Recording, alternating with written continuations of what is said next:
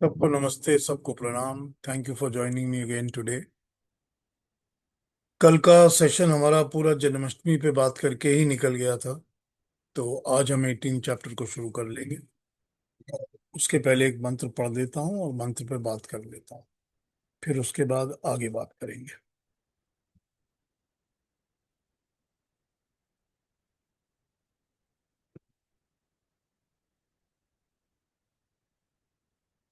ये एक यजुर्वेद का मंत्र है, सॉरी ऋग्वेद का। ऋग्वेद के मंडल 10 सूक्त 71 और मंत्र नंबर 2, 1071-2 ऋग्वेद का। इस मंत्र को पढ़ता हूँ, लेकिन इस मंत्र पे डिटेल बात करने के लिए तो डेढ़ डेढ़ 2 घंटे लग जाएंगे। तो उससे ये होगा कि मैं इस पर अब थोड़ा सा आपको बात करके समझाता हूँ मंत्र के बारे में क्या कहा गया है। ये मंत्र कहता है ऋग्वेद का, सक्तुमिव तित उना पुनंतु यत्र धीरा मनसा वाचम कृत अत्र सखाय सख्यानि जानते भद्रेशाम लक्ष्मीर्निहिता धीवाची। तित उना, तित तित तितुआ कहते हैं, तितु तितु कहते हैं, तितु कहते हैं छाननी को, छलनी को, जिससे छला जाता है, छाना जाता है। चलनी, चलनी को भी कहते हैं, चलनी में छान कर सक्तुम इव, सत्तू को साफ किया जाता है। उसी प्रकार यत्र, जिस विषय में धीरा बुद्धिमान लोग मनसा ज्ञान रूपी चलनी, ज्ञान रूपी चलनी द्वारा वाचम वाणी को पुनंतु शुद्ध करके अकृत प्रयोग करते हैं, अत्र वहां सखाय हितैषी विद्वान लोग सख्यानी, हित की बातों को समझते हैं। येषाम वाची, उनकी वाणी में भद्रा लक्ष्मी, कल्याण प्रदा लक्ष्मी अधिनिहिता रहती है। मंत्र तो समझ आ गया, इतनी सी बात समझ के। अब यहां पर जब ऋग्वेद में मंत्र के इसमें लक्ष्मी शब्द आता है, तो लक्ष्मी शब्द के लिए ट्रांसलेशन जो होती है वो होती है लक्ष्य दर्शनो कायनो। इस धातु से लक्ष्मी शब्द सिद्ध होता है। लक्ष्यति, पश्यति, अंकते, चिन्यति। चराचर जगत अथवा वेदौ आप्तौ योगिश्च यो लक्ष्यते माँ लक्ष्मी सर्वप्रेयसी। जो सब चराचर जगत को देखता है, चिन्हित अर्थात दृश्य बनाता है, जैसे शरीर में नेत्र, नासिका आदि, इन सब को देखने वाला, इन सब का देवता, इन सब को दृश्य करने वाला। ठहर जाइए, पेज खोल। शोभा और शोभाओं को बढ़ाने वाला, वेदांती शास्त्र का, धार्मिक विद्वान योगियों का लक्ष्य अर्थात देखने योग्य उस परमेश्वर का नाम लक्ष्मी है। अब ये तो वेदों की ट्रांसलेशन हो जाती है लक्ष्मी के लिए। सो लक्ष्मी, और जो मोनियर विलियम की डिक्शनरी है, इंग्लिश डिक्शनरी, वो बोलती है Lakshmi means good sign, good fortune, prosperity, success, happiness, wealth, riches. ये सारे के सारे इंग्लिश वालों ने वो ट्रांसलेशन किए, लेकिन हमारी ट्रांसलेशन से बहुत ज्यादा बड़ी है। खैर, मंत्र पे बात करते हैं कि मंत्र में क्या कहा गया।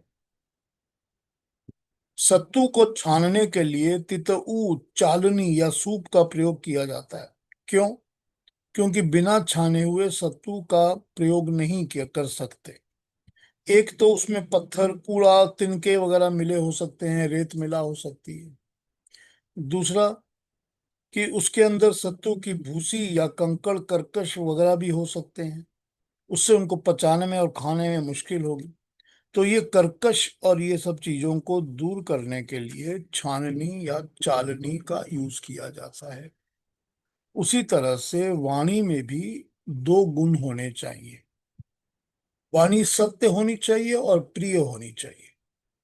अप्रिय सत्य, सत्य होते हुए भी निषिद्ध है, क्योंकि उसमें कर्कशता होती है, कंकड़ होते हैं। सत्तू के पीसने में त्रुटि है, सत्तू इतना मोटा पिसा है, ये खाया नहीं जाएगा। जो वाणी उचित सावधानी के साथ नियोजित नहीं की गई, वो सत्य होते हुए भी लड़ाई का कारण होती है। कानों काने काने को काना कहना लड़ाई लेने के जैसा है। सत्तू में जैसे बाकी पदार्थ मिलते हैं, वैसे ही सत्यवाणी में भी अगर ऊट पटांग बातें मिल जाएं तो वो सत्य नहीं होता, वो अप्रिय होता है और असत्य होता है। तो जैसे सत्तू को छान कर खाना पड़ता है, वैसे ही जो हमारी वाणी होती है, जो हम वचन करते हैं, जो हम बात करते हैं, उसको अपने ज्ञान और बुद्धि से छानना पड़ता है, फिर हम बात कर सकते हैं। वेद वाणी विद्या की निधि है। इससे मनुष्य द्वारा हित और अहित में विवेचना करता है। बुद्धि पूर्वक वाणी का प्रयोग करने वाला सखाय मित्र लोग सख्यानी जानते स्वहितों को पहचानते हैं और अपनी विद्या द्वारा शांति की स्थापना करते हैं। जो बुद्धि रूपी चलनी का प्रयोग नहीं करते, उनकी वाणी अशुद्ध सत्वों के समान होती है। वो कलह, भ्रांति, रास, इन सब का कारण बनती है। सबको विदित है कि मनुष्य ही केवल भाषी भाषा प्राणी है, यही मनुष्य जीवन का गौरव है। लेकिन अगर वो बुद्धि का प्रयोग नहीं करता, तो मनुष्य जाति उन दूसरी भीषण दूषित जातियों से भी ज्यादा निकम्मी और गिरी हुई हो जाती है। अब यहाँ पर क्या बता रहे हैं? मंत्र का अर्थ तो बड़ा सिंपल है, बड़ा साफ है, कि जिस तरह से हमको, अब आप आटा ले लीजिए, इन्होंने सत्तू यूज किया है, सत्तू ले लीजिए कि उसको चालनी में छानना पड़ता है ताकि जो मोटा हिस्सा है या कंकड़ पत्थर है या भूसा है या तिनके हैं वो अलग निकल जाए, तभी खाने लायक होता है, वरना तो हम उसको खा नहीं सकते, फिर वो कंकड़ भी आएंगे मुंह में और पचने में भी मुश्किल हो।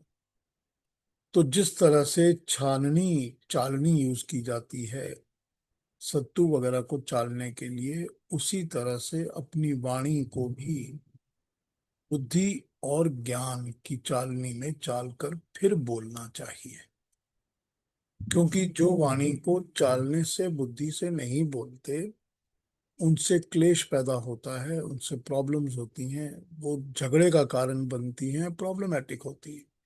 अब यहाँ पर एक इन्होंने उपमा और दी है, कंपैरिजन, कि वाणी जो बोलना है, जो बात करना है, ये स्पीच जो है, ये सिर्फ मनुष्य को मिली है, ये जानवर को नहीं मिली।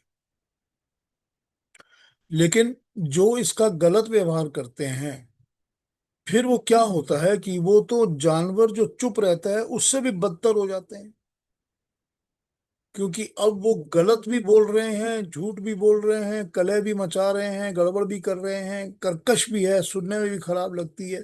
तो जो जानवर भी ये काम नहीं करते ना, क्योंकि वो तो चुप रहते हैं, तो मनुष्य उससे भी नीचा उतर जाता है, उससे भी बुरा काम कर सकता है। तो जहां पर ये वाणी को चाल कर छान कर नहीं बोला जाएगा, अकल बुद्धि से और ज्ञान से, जहां पर ये किया जाएगा, वहीं पर मनुष्य को लक्ष्मी मिलेगी।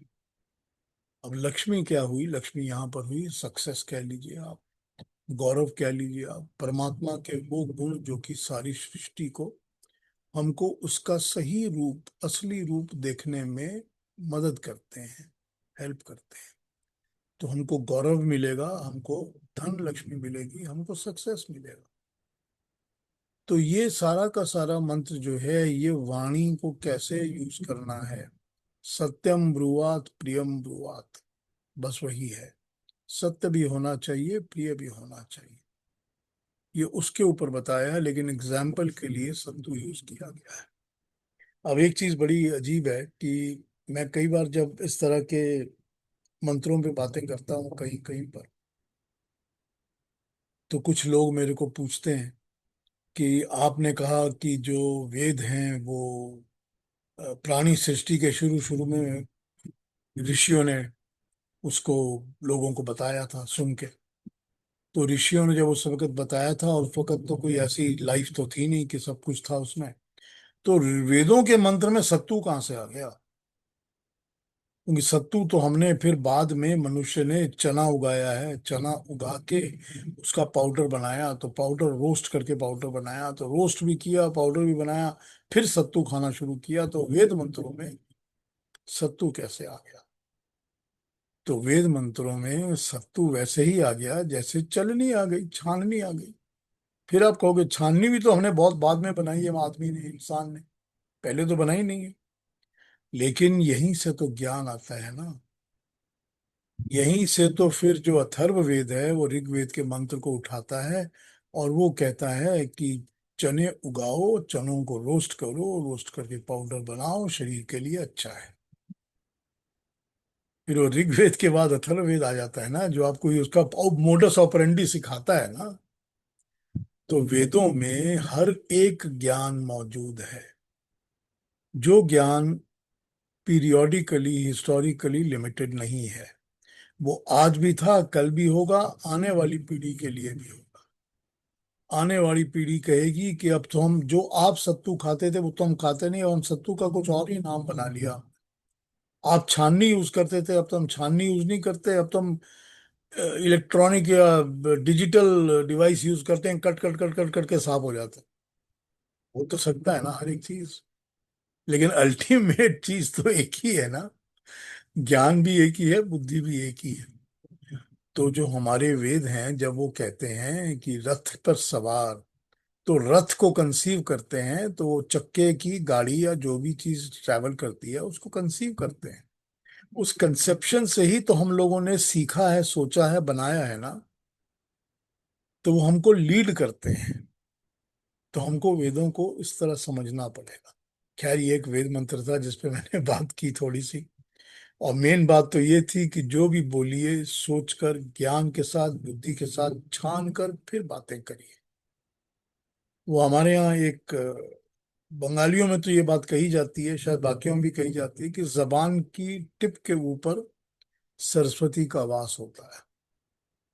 कहते हैं ना कि आपकी जबान की टिप के ऊपर, कि आप कैसी बात बोलते हो, मुंह से क्या निकलता है, उस पर डिपेंड करता है कि आपको आशीर्वाद मिलता है या गालियां मिलेंगी। तो ये बड़ी सिंपल सी बात है ना ये। यही बात को यहाँ पर मंत्र में बताया गया है। वैसे मैं कभी इस पर और डिटेल में बात कर लूंगा, मंत्र का पूरा दूसरी भाग भी बात करूंगा कभी। और कभी इस पर भी बात करूंगा कि हमारे यहाँ पर ईड़ा, मही और सरस्वती, ये तीन रूप बताए गए हैं माँ सरस्वती के। और वो तीन रूप जो होते हैं, माँ सरस्वती होती है ज्ञान, नॉलेज, ठीक। और ईड़ा, मही और सरस्वती और फिर बैखरी, ये चार रूप कहे गए हैं।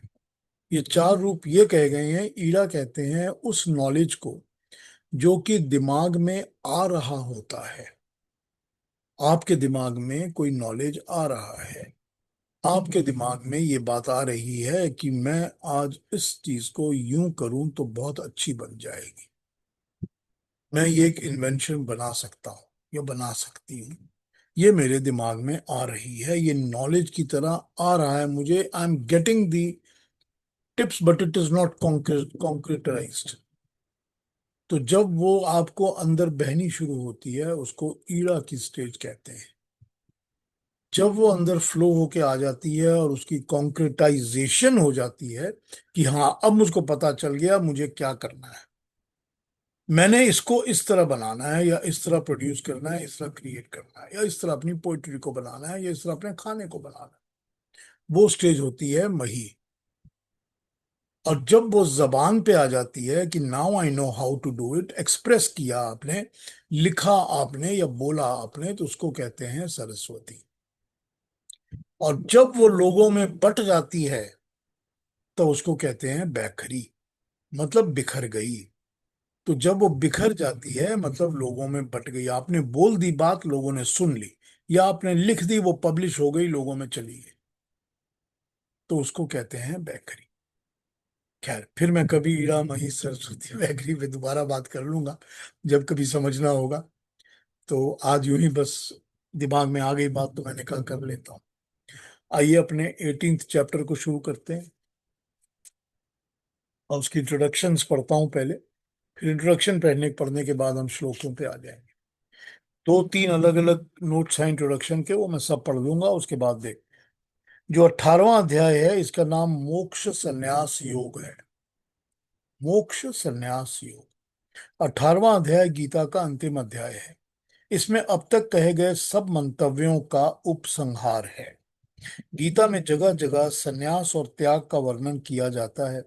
कर्म करो तथा कर्म फल छोड़ दो, इस तरह की बात कही जाती है।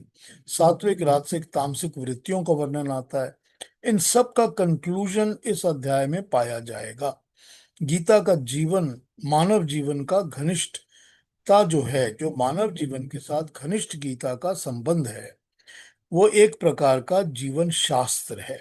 गीता में जीवन के जिन क्रियात्मक प्रश्नों को छुआ गया है, उनकी झांकी हमको फिर एक बार इस अंतिम अध्याय में मिलेगी।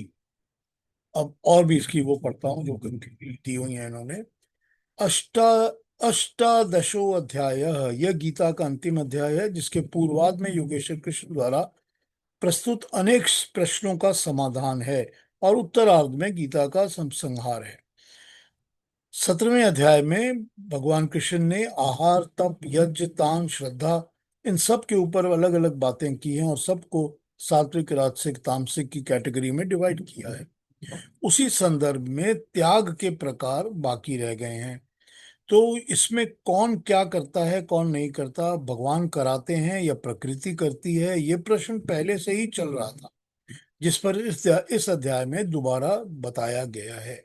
इसी प्रकार वर्ण व्यवस्था की चर्चा हो चुकी। सृष्टि में के स्वरूप में विश्लेषण इस अध्याय में प्रस्तुत किया जाएगा। अंत में गीता से मिलने वाली विभूतियों पर प्रकाश डाला जाएगा। एक और, ये थोड़ा सा डिटेल में है, इन डिटेल।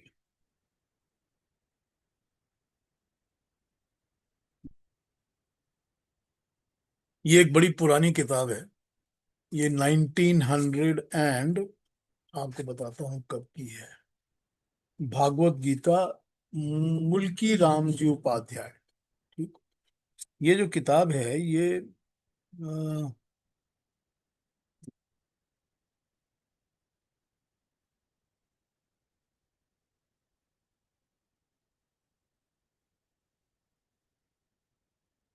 1900 का है, 1900, यानी कि 125 साल पुराना। ये मैं दिल्ली में इस बार अपने नाना के अलमारा में से एक किताब निकाल के लाया। अब वहाँ प्रॉब्लम ये है कि वो मेरे नाना जी के घर में, नाना जी के कमरे में जाके हमने ये अलमारी खोली। इतनी धूल इतनी मट्टी जमी हुई थी उसके ऊपर। उसको झाड़ा, साफ सूफ किया गया, साफ करके खोला गया। खोल के अब किताबें ठूसी पड़ी हैं उसके अंदर। तो ऐसा तो हो नहीं सकता कि मैं बहुत निकालूं। और एक दूसरी प्रॉब्लम ये है कि मेरे को डस्ट की बड़ी एलर्जी होती है। तो अगर मैं खुद किताब निकालूंगा और डस्ट लगेगी तो मैं तो छींकने खांसने लग जाऊंगा, तो फिर प्रॉब्लम हो जाएगी। तो वेट किया कि कोई झाड़ दे, साफ कर दे। तो एक किताब खींच के देख ली, दूसरी खींच के देख ली, सारी की सारी अलमारियां तो देख नहीं सकता। और मुझे ऐसी जगहों पे जाके सबसे बड़ा दुख तो यही होता है कि ज्ञान अलमारियों में बंद पड़ा है, कोई खोल के पढ़ने को तैयार ही नहीं है। अरे पढ़ते क्यों नहीं हो भाई? तुम्हारे घर में चीज पड़ी है, तुम्हारे घर में इतनी किताबें तुम्हारे नाना दादा जो भी हो तुम्हारा रिश्ता था छोड़ के गए हैं, क्यों नहीं पढ़ते? निकालो पढ़ो। खैर, इस चीज की इसी ऑथर की लिखी हुई गीता उनके घर में 3 कॉपीज हैं अलग अलग। तो क्योंकि उनके घर में 3 कॉपीज हैं, तो मैंने कहा ठीक है, आपके पास हैं ये, तो मैं एक लेके जा रहा हूँ। और मैं ये लेके जा रहा हूँ ताकि मेरे पास एक नाना की स्मृति रहे, याद रहे मेरे पास भी। तो मांग के मैं लेकर आ गया उन लोगों से। उसके अंदर से मैं आपको अब इसका 18th चैप्टर का शुरू का इंट्रोडक्शन पढ़ के सुनाता हूँ। गुणानिष्ठा, अष्टादश अध्याय। संन्यास और त्याग कर्मयोग का वर्णन यद्यपि पहले आ चुका है, ये बात अर्जुन को भली भांति समझाई जा चुकी है कि कर्म के त्याग का नाम संन्यास और कर्म फल के त्याग का नाम त्याग है। इसी को कर्म योग कहते हैं। परंतु ये सब जानते हुए भी यहाँ अर्जुन ने इस विषय को फिर से छेड़ दिया। यद्यपि ये पुनरुक्ति प्रतीत होती है, किंतु ऐसा है नहीं। अर्जुन के इस प्रश्न का भाव अलग है, और उस भाव से ही तत्व जानना चाहता हूं। इस वाक्य से स्पष्ट झलक आ गई है। ये गुण निष्ठा का प्रकरण है। गुण और निष्ठा। इसलिए अर्जुन गुणों की दृष्टि से भी इन दोनों वस्तुओं का स्वरूप जानना चाहता है। दोनों कौन सी? कर्म फल से संन्यास और कर्म फल से त्याग। कर्म को छोड़ना और कर्म फल को छोड़ना। और यह भी इस बात को जानने के लिए कि मैं कर्म योग में के किस अंश का मैं अधिकारी हूं। भगवान कृष्ण महाराज जी उसके भाव को समझ गए, और उन्होंने इसी दृष्टि से उसके इस प्रश्न का उत्तर इस अध्याय में आगे चलकर दिया है। संन्यास और त्याग का लक्षण करने के बाद उन्होंने यज्ञ ज्ञान तप के बारे में दूसरे महात्माओं का मत दिखलाते हुए अपना मत प्रकट किया है। इस विषय में उन्होंने बड़े स्पष्ट शब्दों में प्रकट किया है कि यज्ञ दान और तप आत्मा को पवित्र करने वाले कर्म हैं। इन्हें छोड़ना कभी नहीं चाहिए। यज्ञ दान और तप, ये आत्मा को पवित्र करने वाले कर्म हैं। इन्हें कभी नहीं छोड़ना चाहिए। इन्हें भी आसक्ति और फल की कामना को छोड़कर ही करना चाहिए। नियत कर्मों के त्याग का भी उन्होंने सर्वथा निषेध किया है। वर्ण और आश्रम के धर्म नियत हैं। नियत कर्म जो हमेशा रोज डेली रूटीन में करना ही चाहिए। संध्या आदि नियत कर्म है। प्रार्थना करना, पूजा करना नियत कर्म है। इसके बाद भगवान ने गुणों की दृष्टि से तीन भाग करके अर्जुन को त्याग का रहस्य समझाया है। उन्होंने कहा, अर्जुन, जो मनुष्य भ्रांति से नियत कर्मों को छोड़ता है उसका त्याग तमोगुणी त्याग है। भ्रांति से, डाउट डाउट में पड़कर वो नियत कर्मों को, जो करने लायक रोज के कर्म है, उनको छोड़ता है, वो तमोगुणी त्याग है। जो दुख समझकर शरीर के क्लेश के भय से कर्मों को छोड़ता है उसका त्याग रजोगुणी त्याग है, कि मुझको बॉडी में पेन हो रही है, तकलीफ हो रही है। और जो कर्तव्य समझकर नियत कर्मों को करता ही चला जाता है परंतु आसक्ति और फल की कामना को छोड़ देता है, त्याग कर देता है, उसी को सात्विक त्याग कहा गया है।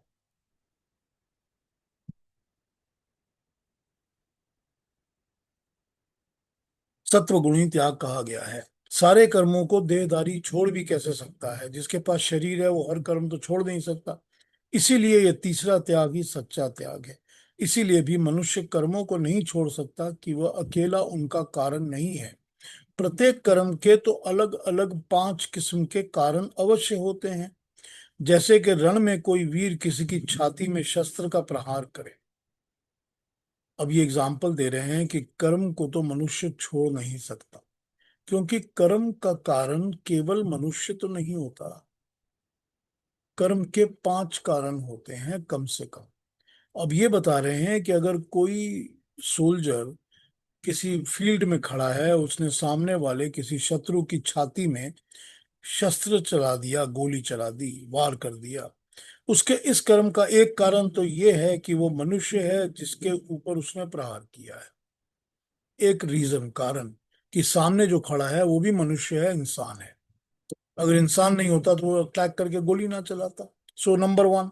नंबर दूसरा कारण ये बताते हैं कि यदि इस मनुष्य के, उस वीर के हृदय को क्षुब्ध करने वाला व्यवहार ना होता तो वो ये कर्म कभी ना करता। सो दूसरा रीजन हो गया उसका बिहेवियर, एटीट्यूड या कॉज, कि कारण क्या है, क्यों अटैक कर रहे हो आप।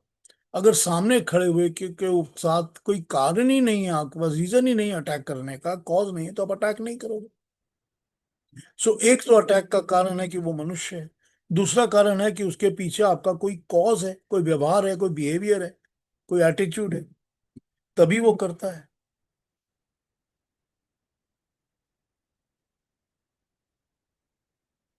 इस कारण से, इस कारण का नाम अधिष्ठान है। ये दूसरा कारण है। इस कारण का नाम होता है अधिष्ठान, कि वो अधिष्ठान क्या है, कॉज क्या है, रीजन क्या है। फिर प्रहार करने वाला वीर है तो वीर को कर्ता कहते हैं, जो काम कर रहा है उसको कर्ता कहते हैं।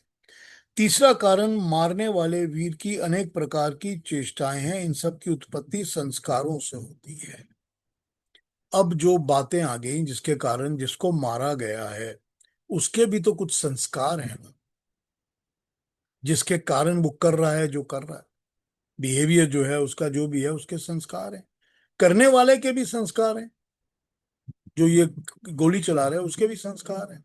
तो सबके अपने अपने संस्कार हैं, ये भी तो कारण बन गए हैं ना, ये भी कारण बन जाते हैं ना किसी भी कर्म के। और जब तक संस्कार हैं तब तक इनको दूर किया नहीं जा सकता। धनुष बाण जो होते हैं ये मारने का चौथा कारण है। इसको कर्ण कहते हैं, मतलब उपकरण। वो चीज जो आपके हाथ में है जिसको आप यूज करते हो सामने वाले को अटैक करने के लिए। आपके पास धनुष बाण है, आपके पास बंदूक है, जो भी है वो आपका एक करण है, उपकरण है, इंस्ट्रूमेंट है। और पांचवा कारण होता है भाग्य, या जो भाग्य में बंधा है, या जो किस्मत में बंधा है, या जो दैवीय है, आपके हाथ में जो नहीं है, जो दिव्य है। तो ये कारण होते हुए भी कोई कर्ता कैसे कह सकता है कि मैं अकेला ही करता हूं और मैं कर्मों को छोड़ दूंगा? क्योंकि कर्म तो होते ही रहेंगे, अपने कारण से नहीं होंगे, दूसरे कारण से होंगे, कर्म तो होंगे ही। तो इसीलिए कर्म तो छोड़े नहीं जा सकते। यही तो भगवान कृष्ण समझाते हैं ना पूरी गीता में। कर्म छोड़े नहीं जा सकते, लेकिन कर्मों को सात्विक तो किया जा सकता है ना। कर्मों के साथ जुड़ना चिपकना छोड़ दो, उनके कर्म फलों की आशा को त्याग कर दो, आकांक्षाओं को त्याग कर दो। यही तो भगवान समझाते हैं। अपने इस विकल्प से महाराज अर्जुन को ये समझाना चाहते थे कि तुम इस संग्राम के अधिष्ठान कारण, तुम्हारे इस संग्राम का अधिष्ठान कारण दुर्योधन है, और वो भी अधिष्ठान बना है तुम्हारे ऊपर किए गए अत्याचारों के लिए। इसलिए उन अत्याचारों का चित्र सामने आते ही तुम संग्राम में विवश होकर कूद पड़ते हो, उसको छोड़ नहीं सकते। आगे चलकर महाराज ने अर्जुन को उसकी योग्यता, अधिकार, लक्ष्य समझाने के लिए ज्ञान, ज्ञेय, ज्ञाता, कर्म, करण, कर्ता, बुद्धि और सुख का गुणों से दृष्टि से विवेचन किया है। सो इन सब को जब वो समझाएंगे भगवान कृष्ण की, ज्ञान क्या है, ज्ञेय क्या है। ज्ञेय जिसको जाना जाए, जिसका ज्ञान पाना चाहिए, उसको ज्ञेय कहते हैं।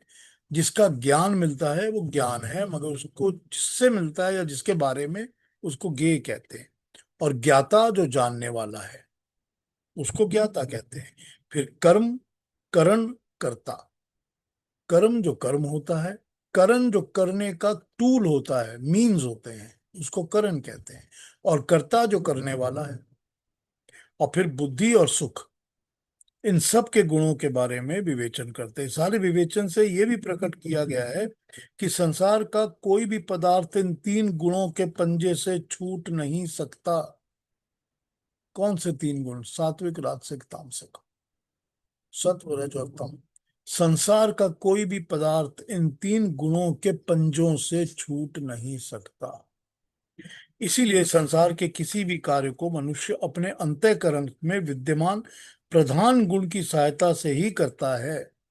जिस मनुष्य के अंतःकरण में जो गुण प्रधान होता है, तमस प्रधान होता है, रजस प्रधान होता है, या सत्व प्रधान होता है, उस मनुष्य के अंदर जो गुण होता है वो उसी हिसाब से अपना काम करता है।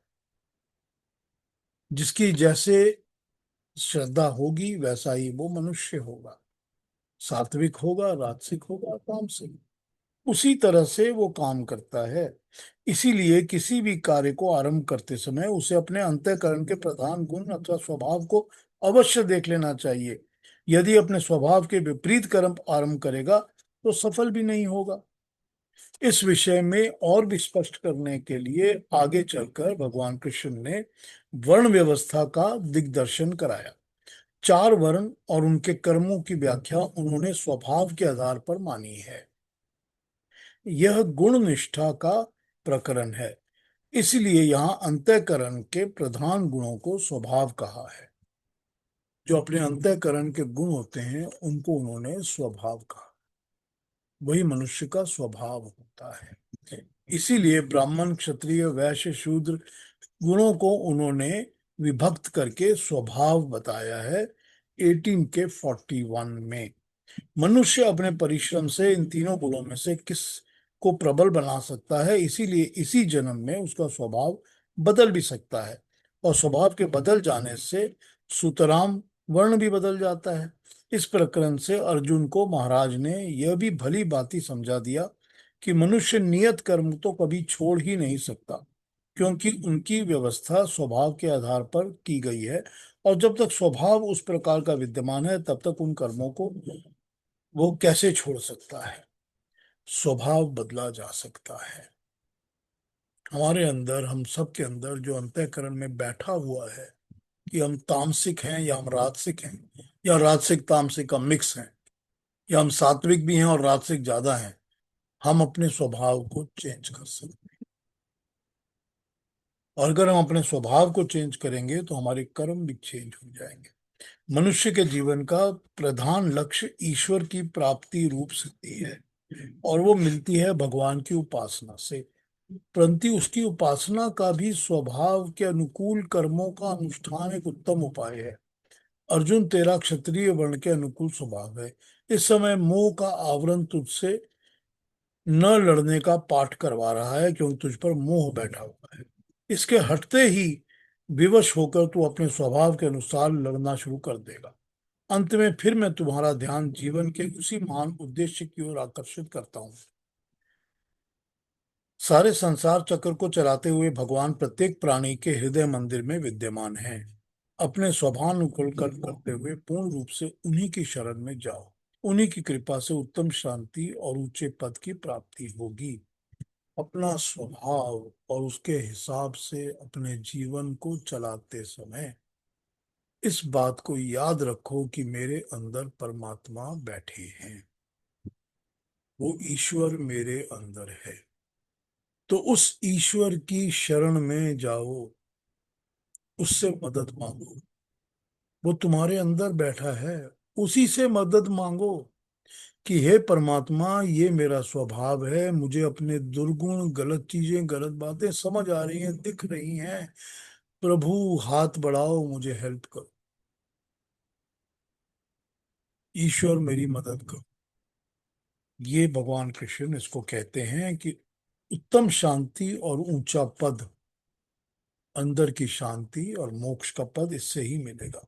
ये मैंने तुझको बहुत गूढ़ ज्ञान बताया है, विज्ञान बताया है, तुझे सुनाया है, इसे विचार कर, जैसा समझ में आए वैसा कर। अब अर्जुन ने उनको अंत में कहा कि मुझे, मेरा मोह दूर हो गया है और मुझे आपकी बातें समझ आ गई हैं, मैं आपकी आज्ञा का पालन करूंगा। ये इसकी इंट्रोडक्शन है, जिसको हमने यहाँ पर गुणानिष्ठ विज्ञान योग का नाम दिया है। तो ये तो हमने इंट्रोडक्शन पढ़ी। अब इसके श्लोकों पे आ जाएं और आगे बढ़ें। तो पहले श्लोक तो इसके अंदर सारे अर्जुन के क्वेश्चंस ही हैं, जो वो क्वेश्चन पूछेगा। उसके बाद भगवान अपना उत्तर देना शुरू करेंगे। तो आगे बढ़ जाएं कि कोई बात पूछनी है आप लोगों ने, किसी ने कुछ कहना है या बोलना है तो पूछ लीजिए, नहीं तो मैं आगे शुरू कर देता हूँ।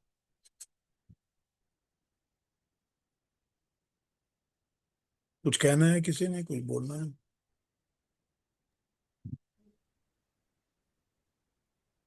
अ, जी कहते जी। मुझे एक बात पूछनी है पीयूष जी। एक जगह आपने बताया है कि कर्म फल से त्याग और कर्म फल से संन्यास। तो ये अंतर बता सकते हैं कि त्याग और संन्यास में क्या फर्क है कर्म फल के हेतु? इन्होंने ये समझाया यहाँ पर, जो अभी हमने इंट्रोडक्शन पढ़ी है, कि कर्म से संन्यास, उसका कर्म क्या से मतलब? कर्म से संन्यास, उसका मतलब ये है कि जो भी आप कर्म करते हो, उसके रिजल्ट से, उसके किसी भी चीज से, कर्म के साथ आप जुड़ो मत। संन्यास किस चीज से होता है? संन्यास का मतलब होता है मैंने सब कुछ छोड़ दिया। जिंदगी के जो अट्रैक्शंस हैं, जुड़ाव है, चिपकना है, आदतें हैं, जो भी है, वो सब कुछ मैंने छोड़ दिया। ठीक है ना? जब सब कुछ छोड़ दिया तो फिर कर्म उस तरह करो जैसे कि सब छोड़ा हुआ है। सब छोड़ा हुआ है, उसी भावना के साथ, संन्यास की भावना के साथ कर्म को करो। क्या? तो कर्म से जुड़ोगे नहीं, तो कर्म के साथ तुम्हारी कामनाएं नहीं होंगी, निष्काम कर्म होंगे। तो निष्काम कर्म करने के लिए और कर्म से न जुड़ने के लिए वो हो गया कर्म से संन्यास। ठीक। क्योंकि कर्म करना तो तुम कभी छोड़ ही नहीं सकते। ऐसा तो है नहीं कि कर्म नहीं करो, लेकिन उसकी कामनाओं का संन्यास करो, उसकी अटैचमेंट्स का संन्यास, अट्रैक्शंस का संन्यास। और उसके बाद कर्म फल का त्याग। मतलब मुझको जो कर्म कर रहा हूं, उसका जो कर्म फल मिलेगा उसका त्याग कर दिया मैंने, अर्पण कर दिया परमात्मा के नाम पे। जैसा परमात्मा चाहे मुझे दे, मुझे कोई फर्क नहीं। हाँ ठीक है, अब थोड़ा सा स्पष्ट हो गया। क्योंकि मैंने जिस तरह से समझा कि कर्म फल का त्याग और कर्म फल का संन्यास नहीं, कर्म का संन्यास और कर्म फल का त्याग, ऐसा होना चाहिए। यही समझाया हूं। ठीक तो है। कर्म फल का त्याग मतलब कर्म फल के साथ एक्सपेक्टेशंस का, अटैचमेंट्स का त्याग छोड़ दिया आपने। तो जब आप ये दोनों चीजें कर सकोगे तभी तो पूरी तरह से निष्काम कर्म होगा। तभी होगा ना निष्काम कर्म, वरना तो कामनाएं लगी रहेंगी, चिपकी रहेंगी, पर्पस चिपके रहेंगे। तो पहली बात तो ये है कि कर्म से तो त्याग, कब कर्म को छोड़ना तो हो ही नहीं सकता। कर्म नहीं। तो हम करते ही रहेंगे, और कुछ नहीं करेंगे तो नियत कर्म करते ही रहेंगे, रूटीन के जो डेली काम है वो करते रहेंगे। तो फिर भी ये सोचना चाहिए कि अगर हम कर्म कर भी रहे हैं और उनसे छूट नहीं सकते, तो कर्म से संन्यास मतलब कर्म के किसी भी अटैचमेंट से, उसके किसी भी कामना से संन्यास। और फिर उसके बाद कर्म फल से भी त्याग। अब कर्म से संन्यास तो हमने ले लिया, हमारा अपना तो कोई है नहीं। हम तो जो कर रहे हैं इसके लिए कर रहे हैं कि मेरे बेटे को बहुत ज्यादा धन मिल जाए। तो कर्म का संन्यास तो हो रहा है, कर्म फल का त्याग नहीं हो रहा ना।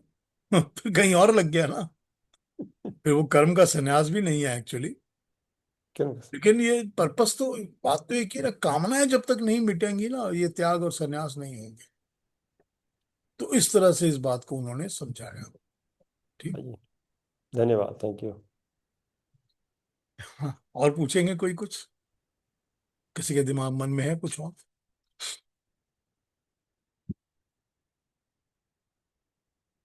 तो अलका जी ऐसा करते हैं कि 18वें अध्याय का श्लोक नंबर 1 और 2 मुझे पढ़ दीजिए, तो इस पर आगे हाँ बढ़े। जी। हाँ जी। हाँ जी। ओम श्री परमात्मने नमः। अथ अष्टादशो अध्यायः।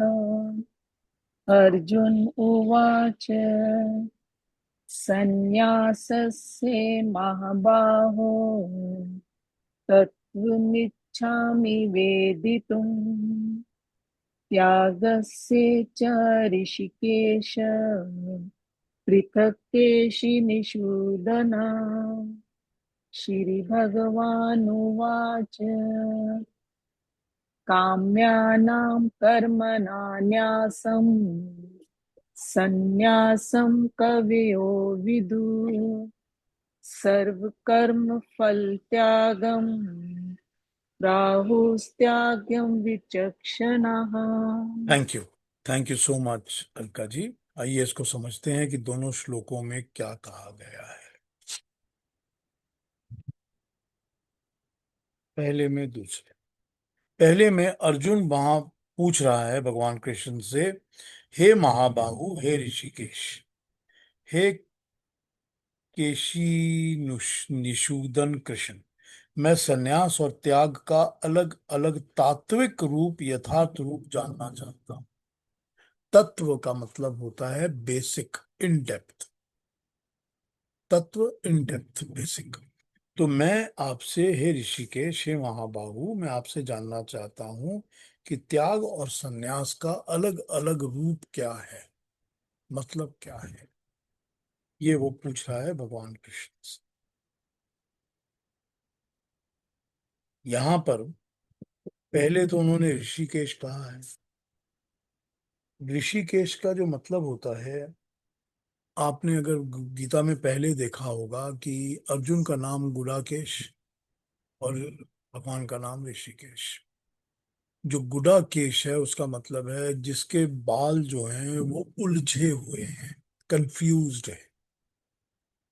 तो कंफ्यूज्ड का मतलब हो गया कि वो मनुष्य जो कि ज्ञान जिसका अभी पूरा नहीं है, वो कंफ्यूज्ड अकल वाला है, उसका दिमाग कंफ्यूज्ड है। तो उसको उन्होंने गुडाकेश के नाम से एड्रेस किया। ठीक। ऋषिकेश का मतलब हो गया कि जिसका दिमाग या माइंड ऋषि की तरह है, एकदम क्लीन है, जिसमें ज्ञान बैठा हुआ है, जिसमें ज्ञान बैठा हुआ है, जिसके दिमाग के अंदर, सर के अंदर, उसको ऋषिकेश कहा गया। ठीक। फिर उन्होंने कहा केशी निषूदन। केशी निषूदन मतलब केशी नाम के जो दैत्य था उसको मारने वाले। तो एक वो कोई एक ऐसा असुर या राक्षस या जो कहें, केशी नाम का था, जिसको भगवान कृष्ण ने लड़ाई करके मारा था।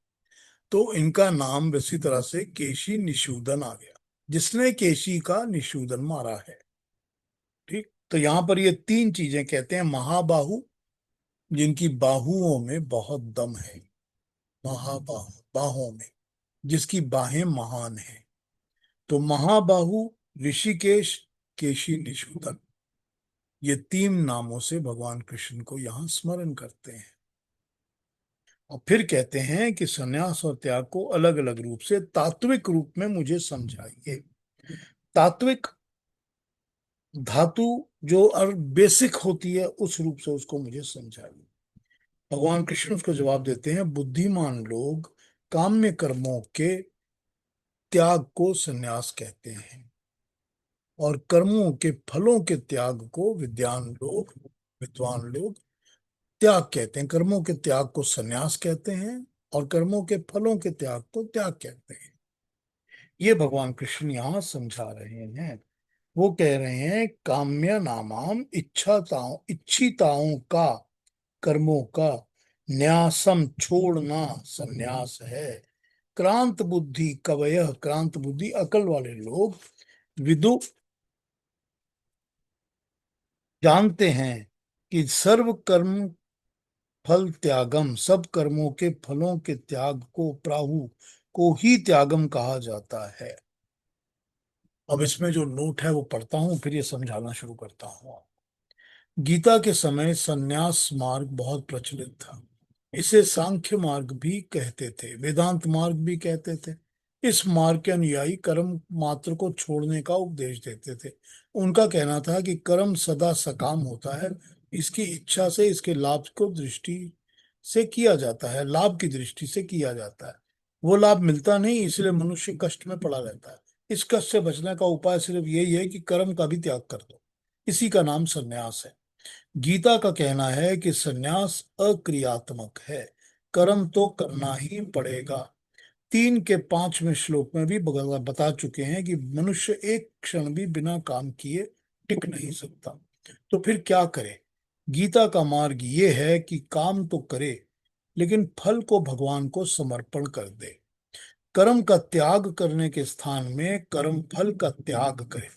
यही संन्यास और त्याग में अंतर है।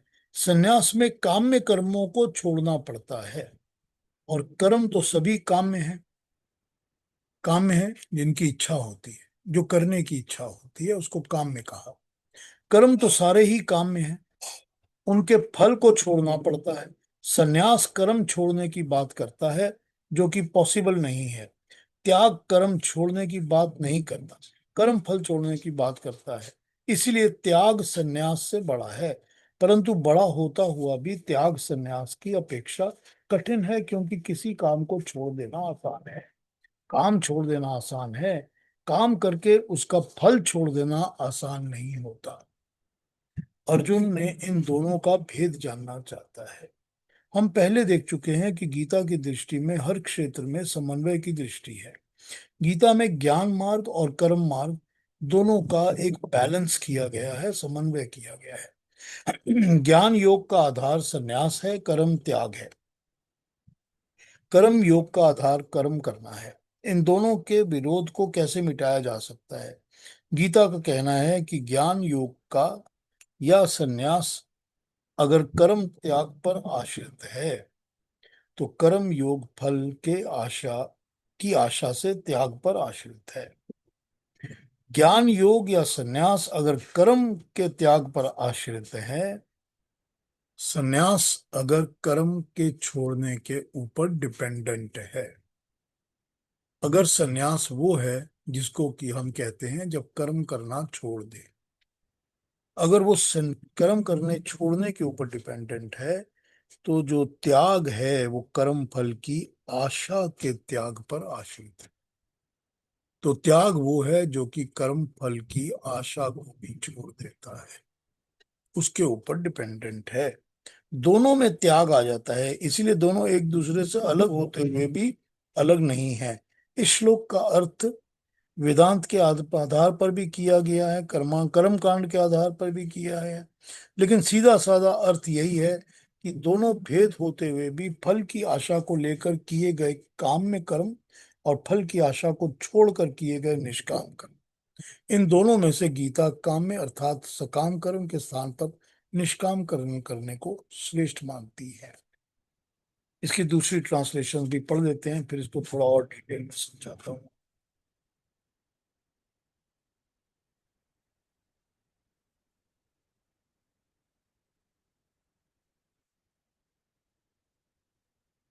अर्जुन बोला, हे महाबाहु, हे हृदय के सर्वस्व केशी निषूदन, मैं संन्यास और त्याग के यथार्थ स्वरूप को पृथक पृथक जानना चाहता हूँ। पूर्ण त्याग संन्यास है, जहाँ संकल्प और संस्कारों का भी समापन और इससे पहले साधना की पूर्ति के लिए उत्तरोत्तर आसक्ति का त्याग ही त्याग है। यहाँ दो प्रश्न है कि संन्यास के तत्व को जानना चाहता हूँ, दूसरा ये कि त्याग के तत्व को जानना चाहता हूँ।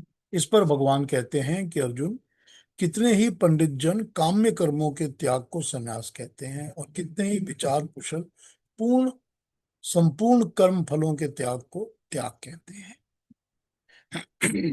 और भी देख लेते हैं।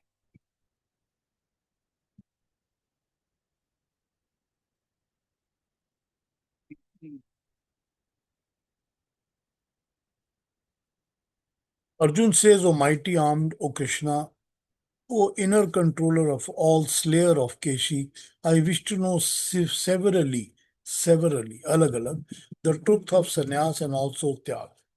Shri Bhagwan says, some sages understand sannyas as giving up all the actions motivated by desire. So when you leave all the actions that are motivated by desire, कामनाओं के साथ जो कर्म होते हैं उनको छोड़ देना संन्यास है। And the wise declare that त्याग consists of relinquishing the fruit of all the action. त्याग जो हर एक एक्शन के फल का त्याग कर दे। एक दो और देख लेता हूं।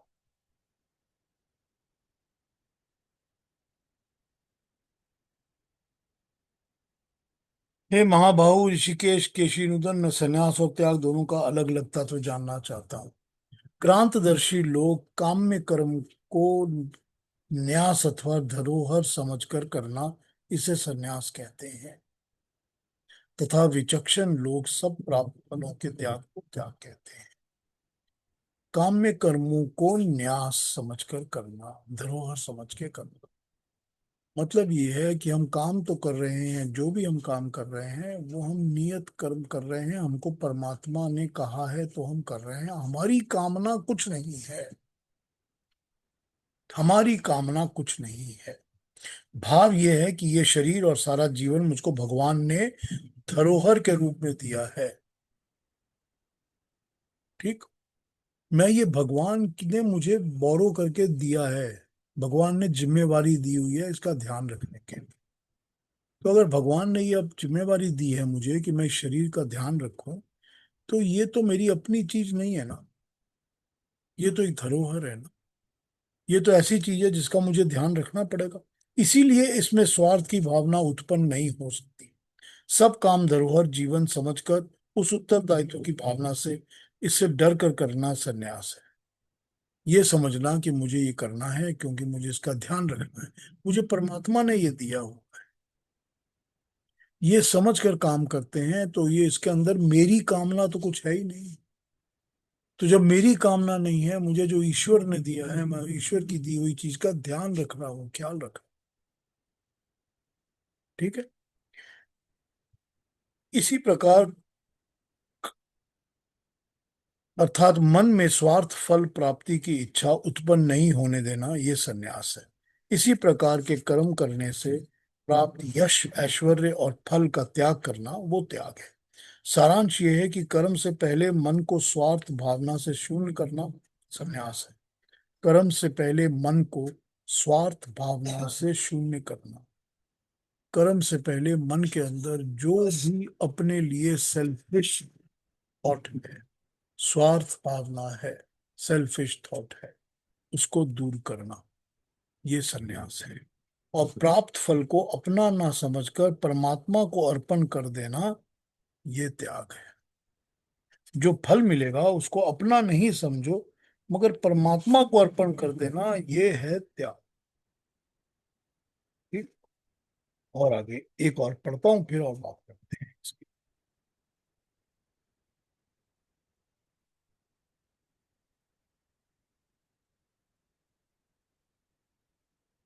अर्जुन ने कहा कि ऋषिकेश, मैं त्याग का तत्व पृथक पृथक जानना चाहता हूं, ये मुझे बताओ। विद्वान पुरुष काम में कर्मों को त्याग को काम में कर्म के त्याग को संन्यास कहते हैं, और विचारशील लोग कर्मों के फलों के त्याग को त्याग कहते हैं। अब इसके नोट देखिए, काफी लंबा नोट है, पढ़ के सुनाता हूँ। गीता का 18वां अध्याय पूर्ण गीता ग्रंथ का उपसंहार कहा जा सकता है। यही कारण है कि मुख्य मुख्य बातों को जो पहले कही जा चुकी हैं दोबारा इन अध्याय में आएंगी। कुछ लोग इस अध्याय का पाठ को पूर्ण गीता का पाठ के समान महत्वपूर्ण समझते हैं। ऐसा भी माना जाता है कि मरण काल में यदि गीता के इस अध्याय को पढ़ा जाए अथवा सुना जाए तो पूर्ण गीता का पाठ का लाभ होता है। कुछ भी हो, इस अध्याय में पूर्ण गीता का निचोड़ संक्षेप में दे दिया गया है। इस कारण इसको उचित ध्यान देकर पढ़ना चाहिए। यदि कोई बात समझ में ना आए तो पूर्व के अध्याय में उसके विषय के श्लोकों को पढ़ देना चाहिए, जहां उस विषय के बारे में व्याख्या हुई है। संसार में कामनाओं का त्याग और निष्काम भाव से कर्म करने की प्रेरणा दी गई है। काम्या नाम कर्म नाम का अभिप्राय है कि वो कर्म जो किसी कामना की पूर्ति के लिए किए जाते हैं। परमात्मा की भक्ति, देवताओं का पूजन भी किसी कामना की सिद्धि के लिए किया जाता है, तो वो भी मनुष्य को बांधता है। वो भी कामना है, वो भी बांधता है। निष्काम भाव से कर्म करने का मतलब है उस कर्म से किसी अपनी इच्छा की पूर्ति की कामना ना की जाए। परमात्मा की भक्ति भी जब किसी इच्छा की पूर्ति के लिए होगी तो काम्यक कर्म ही कहलाएगा। मतलब हम परमात्मा की भक्ति तो कर रहे हैं, लेकिन भक्ति में हमने परमात्मा से ये मांगना है, हे परमात्मा मुझे ये दो, परमात्मा मुझे वो दो। जो भी मांग रहे हैं वो भी तो कामना वाले कर्म हो जाएंगे ना, वो निष्काम तो नहीं होंगे। इस कारण गीता के प्रवक्ता ने कर्म कर्म करने के लिए तो कहा है, इसके फल की इच्छा के को करने से मना कर दिया है। जब हम कोई कर्म करते हैं तो इसके अच्छे अथवा बुरे फल का विचार किया जाता है, परंतु अच्छा या बुरा अपने संदर्भ में नहीं है, उसके संदर्भ में होना चाहिए जिसके लिए हमने कर्म किया हो।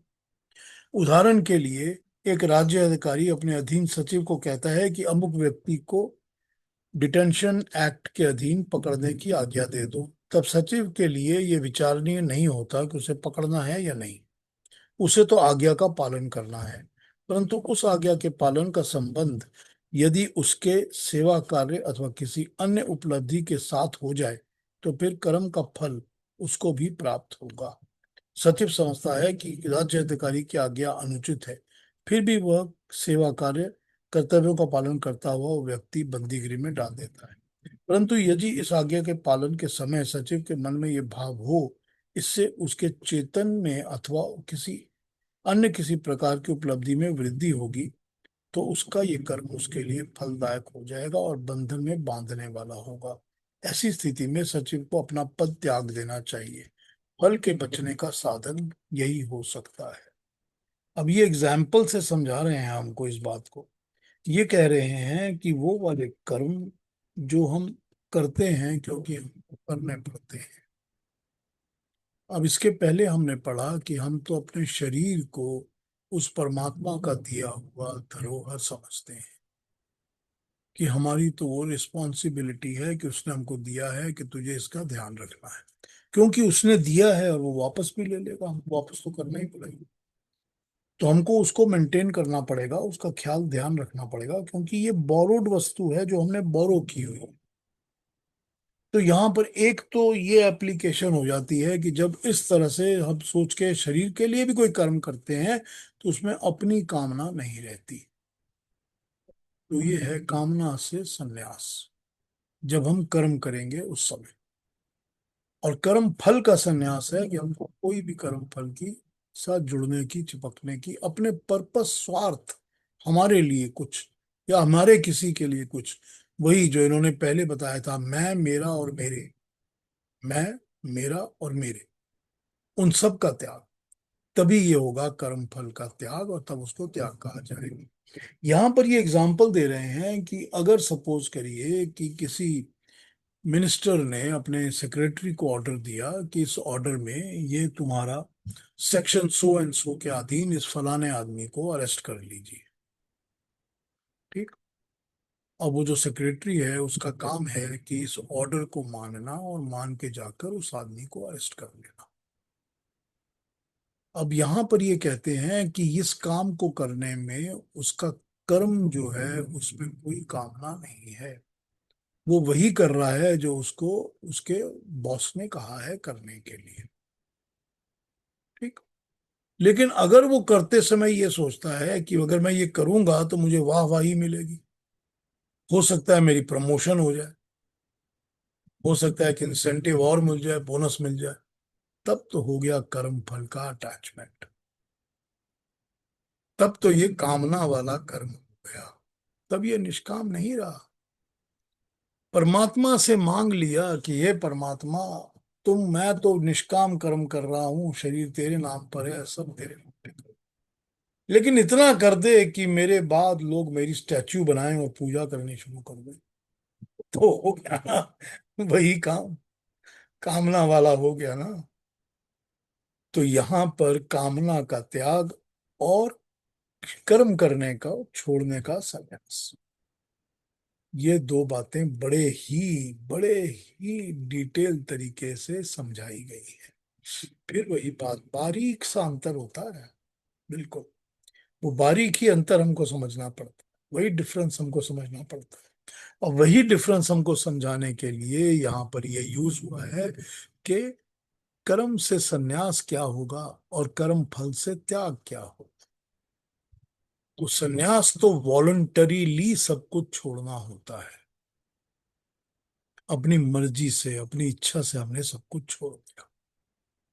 तो कर्म करते समय तो अपनी इच्छा से ही ना उसके साथ बंधी हुई चीजों को छोड़ेंगे, तभी तो छूटेगी।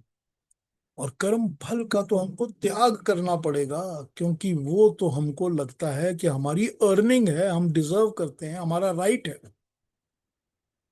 तो उस राइट और अर्निंग को जब हमको किसी जगह देना पड़ता है, स्वाहा कर देना पड़ता है, तभी उसको त्याग कहा जाता है। ये उन्होंने आपको संन्यास और त्याग का अलग अलग मतलब समझाया, इन रेलेवेंस टू कर्म और कर्म फल। ठीक। ये भगवान कृष्ण हमको पहले श्लोक में अर्जुन के जवाब में ये समझा रहे हैं।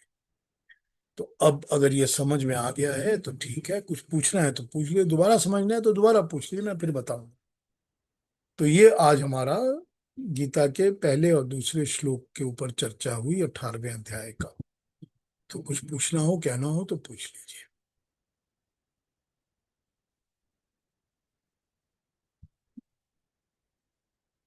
थोड़ा डिटेल्ड है, कॉम्प्लिकेटेड है, डीप है, ठीक है, एब्जॉर्ब करिए इसको, अच्छा लगेगा। बताइए केतु जी। मुझे ये प्रश्न करना है कि जैसे आपने एक उदाहरण दिया कि एक व्यक्ति या बॉस है जो भी है किसी को बोलता है ये काम करने के लिए, तो अगर एक व्यक्ति कहता है कि भाई तुम जाके उसको आदमी को मार दो, और वो जो मारने वाला है वो उसके बॉस के नीचे काम करता है, तो उसको तो उसकी आज्ञा पालन करनी है। He has to obey the orders. तो ये तो ये तो एक तरह से निष्काम कर्म हुआ, बट ये इट्स नॉट राइट ना। नहीं, निष्काम होते हुए भी पाप कर्म है। निष्काम होते हुए ही पाप कर्म है, राइट। हाँ, अब यहाँ पर वो कहते हैं, यहाँ पर हमने जो अभी नोट पढ़ा, वो कहते हैं कि अगर ऐसी सिचुएशन आ जाती है कि अपना कॉन्शियस अलाउ नहीं करता काम करने के लिए, तो उस मनुष्य को नौकरी छोड़ देनी चाहिए। ठीक है। अब यहाँ पर क्वेश्चन ये अराइज होता है कि अगर आप मुझे कहते हो कि जाकर इसको मार दो, तो क्या ये वॉर टाइम है? क्या हमारे देशों में लड़ाई और युद्ध चल रहा है? अगर वॉर टाइम है और मुझे ऑर्डर मिलता है कि तुम जाके एनिमी के साथ लड़ाई करो, तो आप इंडिविजुअली तो पिक करते नहीं हो कि इसी आदमी को और उसी आदमी को गोली मारो। फिर राइट। आप कहते हो कि आप वॉर कर रहे हो तो अपने देश की सेवा करो, तो वो तो फिर भी निष्काम कर्म हो जाएगा। करेक्ट। लेकिन जहां पर ये इंडिविजुअल आ जाता है कि मेरा इस पर्टिकुलर मनुष्य के लिए, तो फिर वहां पर निष्काम होते हुए भी पाप कर्म हो जाता है। ठीक है। तो इसमें इंडिविजुअलिटी आ जाती है, उस खुद की कामना आ जाती है, फॉर वॉट एवर रीजंस। ठीक है ना। So that is not right. फिर वो निष्काम नहीं होता। फिर पाप का भागीदार बन जाता है ना, हाँ। उसके कर्म के पाप का वो भागीदार बन जाता है। इस तरह से वो भागीदार बनता नहीं, क्योंकि वो ड्यूटी कर रहा है अपनी। ये फर्क बताया गया। ठीक है, धन्यवाद, थैंक यू। हाँ जी। और कुछ पूछना है किसी ने?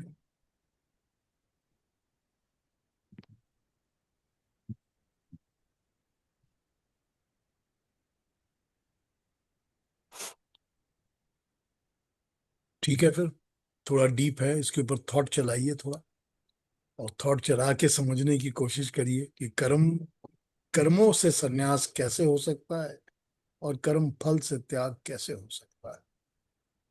थोड़ी प्रैक्टिकलिटी विचार करिए, अपने डे टू डे लाइफ में जो हम कर्म कर रहे हैं उनके ऊपर जरा एक एक कर्म को उठा के सोचिए कि इस कर्म में संन्यास कैसे हो सकता है, या इस कर्म फल से हमको त्याग कैसे मिल सकता है।